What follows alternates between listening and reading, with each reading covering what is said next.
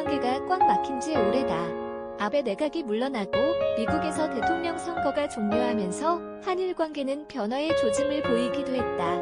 그러나 지난 1월 8일 12명의 위안부 피해자들이 일본국을 상대로 제기한 배상 청구 소송에서 서울중앙지방법원이 원고들에게 승소를 안겨주면서 한일 관계는 다시 시계 제로 상태에 빠졌다.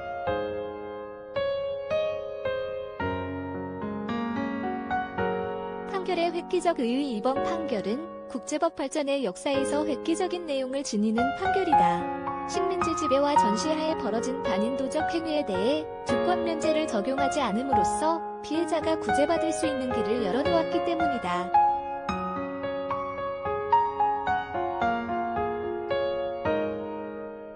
판결에 대해 일본에서는 또다시 국제법 위반을 전가의 보도로 들고 나와 한국 정부가 적절한 조치를 강구하라며 압박하고 있다.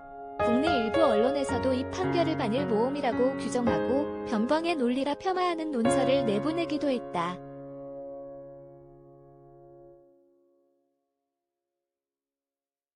주권 면제 또는 국가 면제, 한 국가 또는 국가재산이 타국 재판소의 관할권으로부터 면제되는 것을 말한다. 이는 19세기 이후 국제관습법으로 발전되어 왔지만 이미 19세기 초부터 제한적 면제 이론에 입각해서 주권 면제의 예외를 인정해왔다.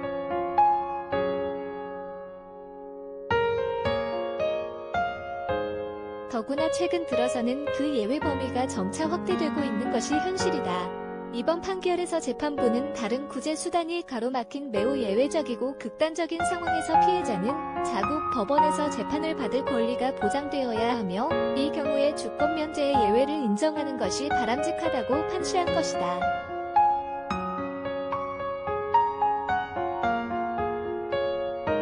이와 비슷한 내용의 판결은 21세기에 들어와 이미 다수 축적되어 있다. 200년에 걸친 국제사회의 변화를 반영하여 국제법이 발전해온 결과다.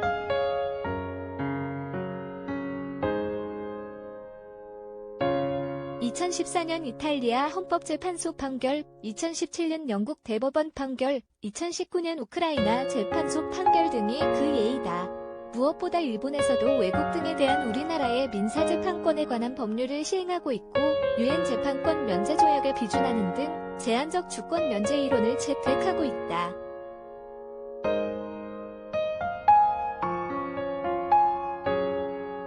그런데 여기에서 주권 면제의 대상이 되는 행위가 권력적, 공법적, 주권적 행위라는 점을 고려하면 일본이 제한적 주권 면제 이론에 입각해서 이번 위안부 재판을 거부함으로써 일본은 위안부 제도 운영이 일본 국가의 공적 권력 행위였음을 스스로 인정한 결과가 되었다.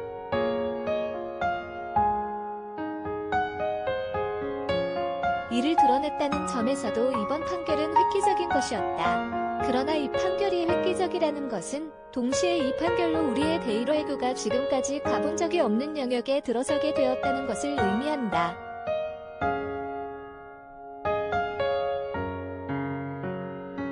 물러설 수도 없지만 그렇다고 함부로 내달릴 수도 없다. 용기도 필요하고 신중함도 필요하다. 문재인 정부의 입장과 대응 이와 관련하여 문재인 대통령은 지난 1월 18일 신년 기자회견에서 2015년 합의가 공식적 합의였음을 인정하고 그 토대 위에서 피해자 할머니들이 동의할 수 있는 해법을 찾기 위한 일간의 협의를 해나가겠다고 밝혔다.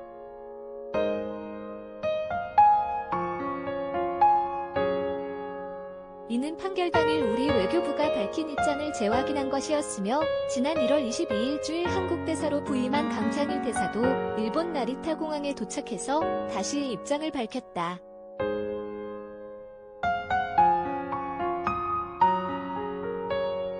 문재인 대통령이 18일 청와대 춘추관에서 열린 신년 기자회견에서 기자의 질문에 답하고 있다. 시 연합뉴스 이에 대해 문재인 정부가 대일 정책을 바꾸었다고 보는 시각이 있다.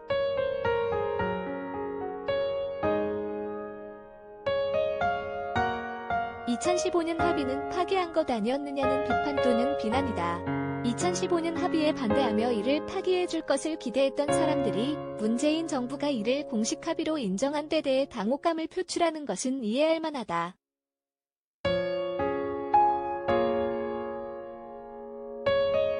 그러나 합의를 사문화시킨 문재인 정부가 백기를 들었다며 이제 합의 이행이 남았을 뿐이라고 압박하는 일본의 극우 언론이나 이에 호응하듯 2015년 합의 말고 무슨 대안이 있느냐며 문재인 정부가 표변했다고 비아냥거리는 우리 안의 일부 논조는 무책임한 현실 호도이며 전형적인 가짜 뉴스의 다름 아니다.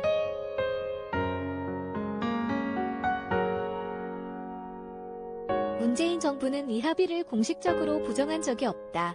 2017년 12월 2015년 한일 합의에 대한 검증 TF 보고서가 발표된 이후 문재인 정부의 입장은 일관되어 있다.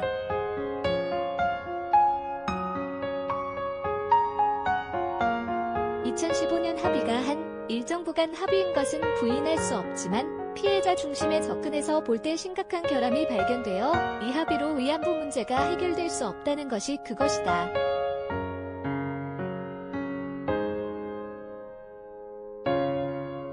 하나는 현실의 인정이고 다른 하나는 원칙의 천명이다. 따라서 파기와 재협상을 요구하지 않으면서도 일본의 성의를 기다린다는 자세를 견지해왔다.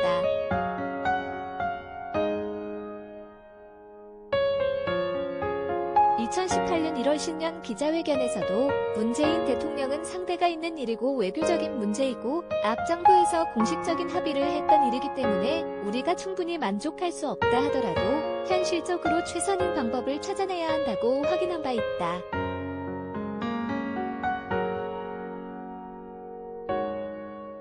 일본이 성의를 보이지 않는 상황에서 우리 정부는 그동안 피해자 중심 접근의 원칙을 국내적으로 구현하는 데 노력해왔다. 국정과제에서 위안부 문제가 여가부의 과제로 설정되어 위안부연구소 설립과 위안부 기림일 제정 등을 통해 사실규명과 위력 및 기억의 계승 등에 주력했던 것은 이 때문이다.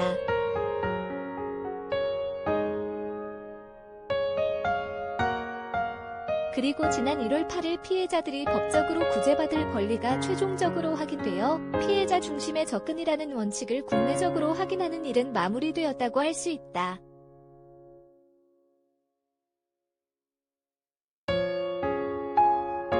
이에 문재인 정부는 조심스럽게 그 무게 중심을 원칙에서 현실로 이동시키면서 버거운 현실에도 불구하고 대일 외교를 통해 문제 해결에 나서려 하고 있다.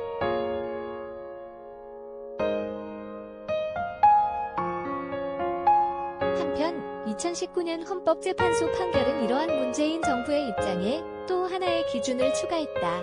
즉 2015년 합의가 비구속적 구두 합의에 불과하여 법적 효력을 갖지 못한다는 것이었다.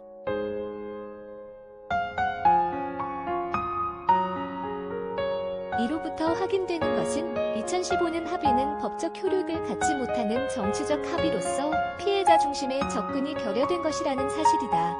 따라서 정치적 합의에 불과한 2015년 합의에 피해자 중심 접근의 원칙을 구현하여 법적 효력을 부여하는 것이 앞으로의 과제다.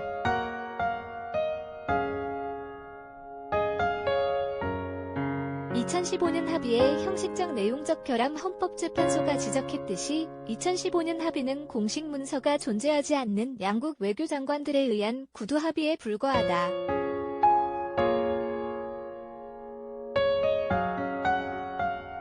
구두 합의는 양자 외교에서 흔히 있는 일이다.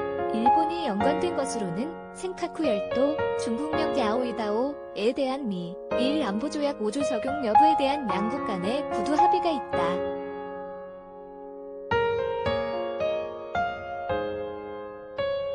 이는 일본 입장에서는 사활적인 안보 문제지만 미-일 간에는 문서 없이 구두 확인이 있을 뿐이다. 이에 대해서는 오바마 행정부 시기의 클린턴 국무장관 2011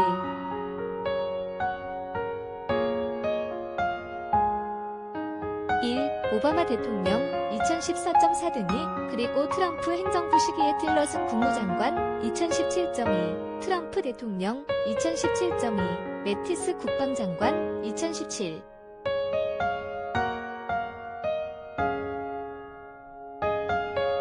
10 등이 기자회견 자리에서 입장을 표명해왔다. 이를 일본에서는 미국의 방위 공약으로 해석하고 있으나 그 법적 효력의 한계로 인해 미국의 행정부가 교체될 때마다 정치적 의지를 구두로 확인하는 절차가 필요하다.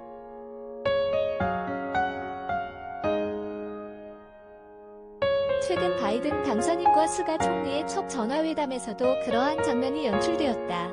합의는 있지만 법적 구속력이 문서로 확인되지 않는 한계를 구두 약속을 되풀이함으로써 보완하고 있는 것이다.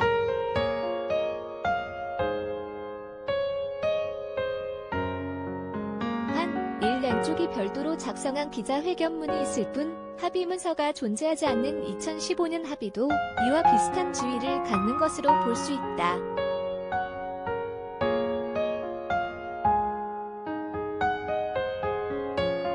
합의의 핵심은 일본 정부가 위안부의 존재를 인정하고 반성과 사죄를 표명했다는 점이다.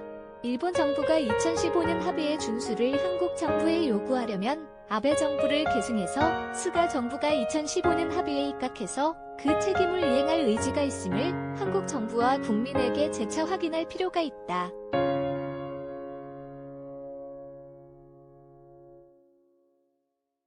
그런데 여기에서 2015년 합의는 또 다른 중대한 문제가 발견된다. 합의의 핵심 부분인 사죄와 반성 표명의 주체가 일본 국가의 공인인지 아니면 사인인지 불분명하다는 점이다.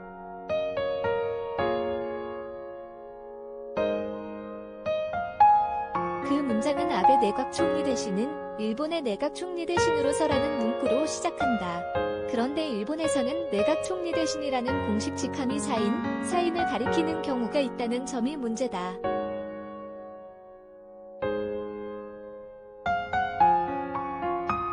이는 주로 총리의 야스쿠니 신사 참배에서 확인되는 사실이다. 일본 내각의 공식 입장에 따르면 2001년 8월 고이즈미 총리의 야스쿠니 신사 참배, 2013년 12월 아베 총리의 야스쿠니 신사 참배 등은 내각 총리 대신의 이름으로 실시된 것이지만 일본 내각은 이를 사인의 자격으로 참배한 것으로 간주하고 있다.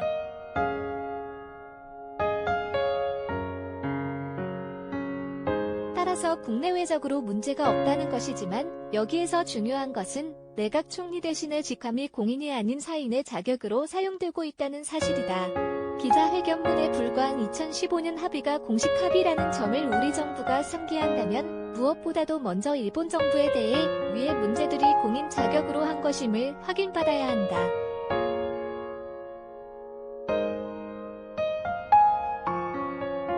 우리 정부는 이를 확인하는 일을 시작함으로써 1월 8일의 판결이 지향하는 목표, 즉 피해자 구제의 정신을 실현할 수 있게 된다. 2015년 12월 28일 윤병세 외교장관, 오른쪽과 일본 기시다 후미오 외무상이 서울 종로구 도량동 외교부에서 열린 공동 기자회견에서 일본군 위안부 협상 최종 타결을 발표하고 있다.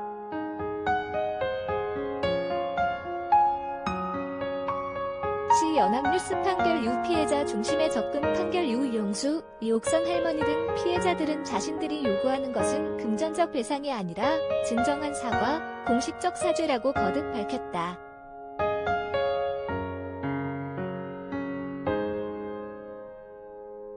조금 더 구체적으로는 세계 시민이 모두 인식할 수 있는 수준의 일본 총리의 공식적 사죄와 제대로 된 역사 교육이다. 위안부 문제 해결을 위해 노력해온 단체들이 강조하는 것도 일본 정부의 사죄다.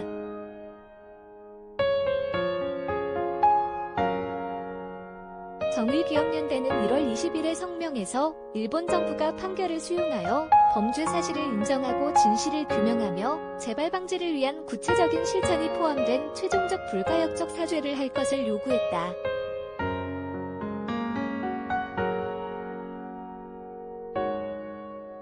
문제 해결을 위해서는 피해자 마음에 다가서는 일본 정부의 진솔한 사과가 필요하다. 스가 총리가 공인의 입장을 명확히 하고 피해자의 마음에 다가서는 말로 일본 정부의 책임을 인정하여 사죄와 반성의 마음을 표현할 때 비로소 문제 해결의 입구에 서게 된다.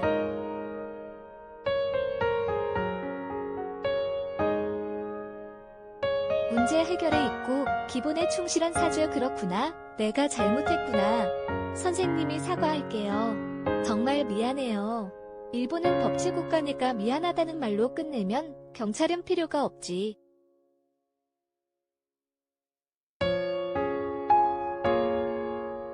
잘못한 게 있으면 어떤 형태로든 보상해야지. 그러니까 지금부터 그걸 할게. 일본에서 1979년에 처음 방영된 이래 2011년까지 3년에 한 번 꼴로 제작되어 국민적 인기를 얻은 학원 드라마 학년 비반 김파치, 김팔, 선생님 닫는 호라살과로 제1화 시리즈 1에 나오는 대사다.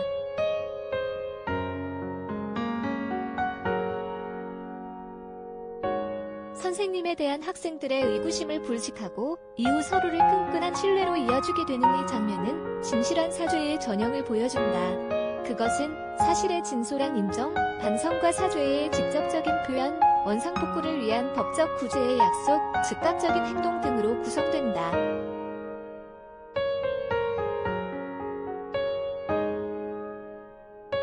한국 국민이 일본에 바라는 것이 바로 이것이다. 30여 년 동안 위 드라마 시리즈를 국민 드라마에 반열에 올려놓은 일본인들이 사죄의 기본을 모를 것이라고는 생각되지 않는다.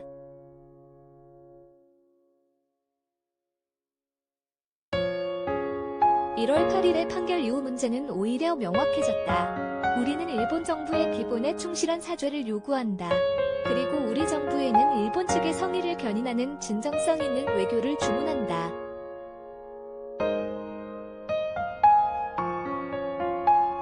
1월 8일의 판결이 획기적인 만큼 우리의 외교도 획기적인 것이어야 한다.